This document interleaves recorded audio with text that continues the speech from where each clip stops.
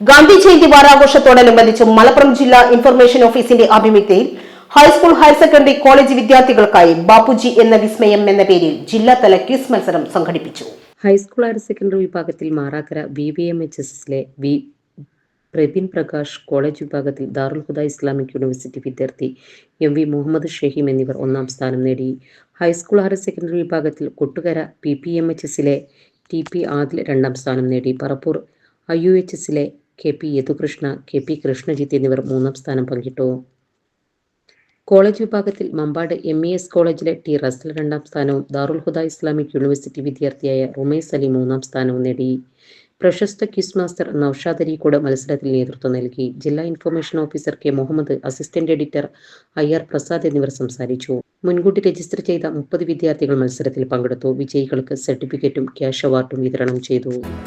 നമ്മുടെ സംതൃപ്തിയേക്കാൾ വിലപ്പെട്ടതാണ് നമുക്ക് വേണ്ടപ്പെട്ടവരുടെ സന്തോഷം. പരിശുദ്ധമായവ ഹൃദയപൂർവ്വം സമ്മാനിക്കുമ്പോൾ നമ്മുടെ സന്തോഷവും ഇരട്ടിയാകും.